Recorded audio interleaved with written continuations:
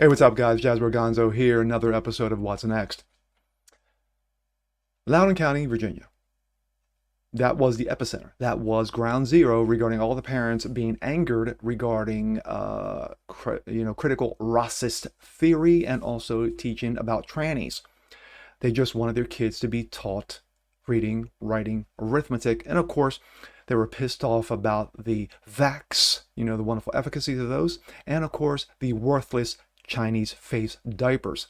But you would think that with the election of Glenn Youngkin, a new page has turned and, well, things would get a little bit better. Well, he came out of the gate roaring with a number of executive orders, including banning CRTV really banning critical racist theory and other stupidity and nonsense.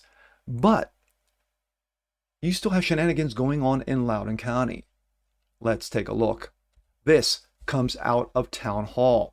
Loudoun County Public Schools treating maskless students worse than those who rape their classmates. Oh my. As Northern Virginia, Loudoun County continues to be plagued by a sex scandal, where a now 15-year-old boy was able to rape classmates throughout the district is also coming under heavy fire for their policies on mask mandates, which is to suspend students and charge them with, you got it, kids, trespassing. Trespassing. Yes. A Class 1 misdemeanor. On Sunday, Nick Minnock reported for ABC 7 News, while the students did not show up with their mask, were sent to an auditorium to be segregated from their peers. They will now be suspended. Not only that, they will be physically removed from the school and charged with trespassing. Yes, if you see some weird dudes outside of the gate peering into the courtyard, to watch over your kids, that's okay, but don't wear a mask. Yes, your ass will be arrested. Think about that. Quote, you've been warned if they come. Do not put on a mask. They will physically be removed from the property. Mrs. Platt, who has 2 children in elementary school and 1 in middle school, told 7 News. There was a lot of tension and emotion in that room. It was no joke. It seemed silly that they would threaten a first grader or hang college over their head.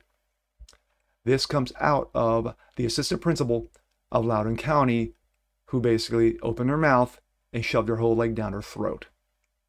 Until you arrive, your children will be held in an in-school restriction situation here at school. It is important that I point out to you, it's stated in the letter that you'll receive, but it's important that I point out to you that they are not allowed on campus or on Loudoun County Public School property.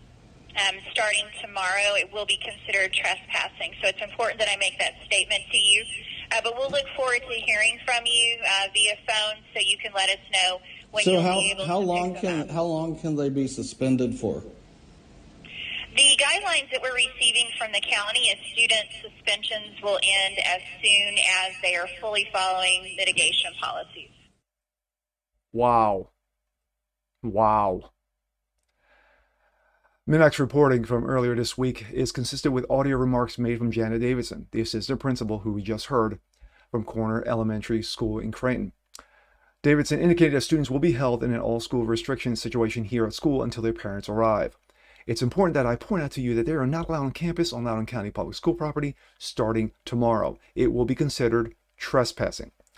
With the uttermost casual tone of voice, she tells another person in the meeting that we'll look forward to hearing from you via phone so you can let us know when you'll be able to pick them up.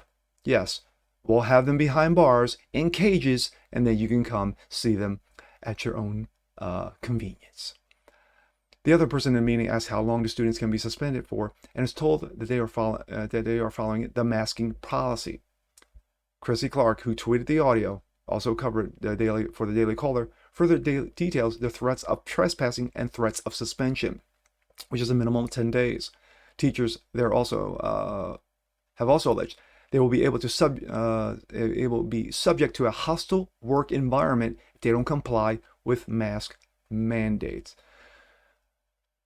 Fucking nonsense, man. Fucking nonsense. And speaking of nonsense, and speaking of rape and pedophilia, let's go to this.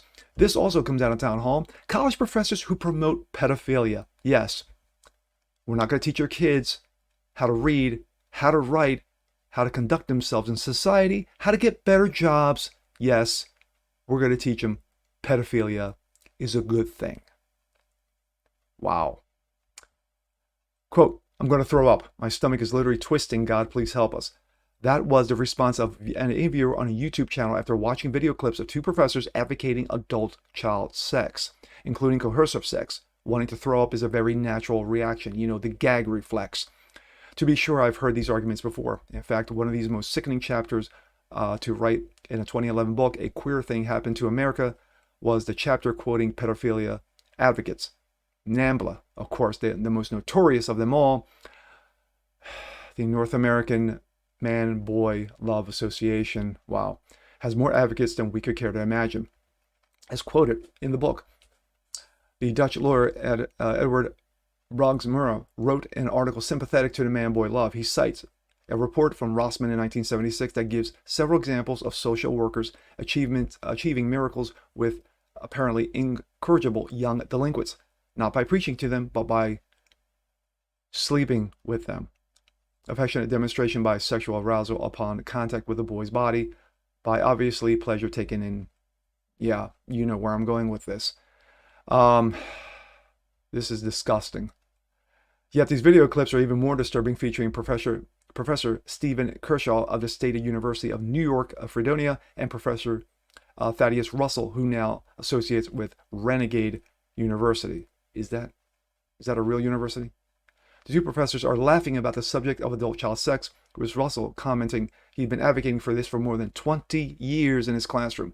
This guy's been pushing this shit for 20 years. 20 years. How on earth did he get away with this? Russell is also an outspoken advocate of lowering the age of consent. Well, come on. What do you expect? And to be clear, we're not just talking about adults having sex with younger teenagers, which they endorse. A term called ephobia. I know I'm butchering that word, but at this point, who cares? Instead, they explicitly talk about adult-child sex in distinction from ephobia. Ephobophilia, excuse me. I think I got it right. And these men are college professors. These men have been influencing your children. These men have been speaking freely about opening about these subjects, and in some cases, writing about them too, and they were never reported or disciplined. How could this be? Are you crazy? Do not write that book. Man, listen, you're talking to a guy who for 25 years has been making arguments more or less in defense of adult-child sex in classrooms. I'm going to stop it right there because this is just vomitous. Okay, my thoughts. Regarding Loudoun County, no surprise that the board continues these shenanigans. No surprise that the schools in certain parts of the county are still continuing to force masks upon their kids and basically segregate, basically alienate, ostracize kids who are not wearing masks and suspending them and even hitting them with trespassing like you would an adult over the age of 18. This shit needs to stop. This is ridiculous. This is insanity. Regarding insanity, we look at the second part, and when you got two professors who've been pushing this nonsense, you have one professor, you just heard, 25 years of pushing this bullshit, pushing this disgusting, abhorrent behavior, this vomitous behavior regarding adult-child sex. It was very difficult for me to read the beginning of that. I wasn't prepared for that, of course, as you can tell. But as a married man, it's extremely disturbing, and it's dangerous that we're not just talking about indoctrination in schools regarding critical racist theory, cheering on a mental illness such as transgenderism, such as socialism, dangerous things like socialism and communism.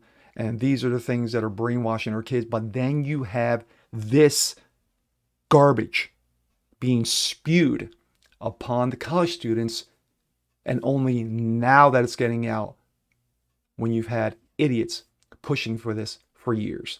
These two guys need to be fired. And I know tenure comes into play, but they need to be fired and charges pressed against them for inciting garbage like this. And with that being said, I'm Jasper Gonzo. This is What's Next. Want to see more just like this? Please leave a comment below, like it, share it, subscribe to it. And we'll catch you guys next time. Peace.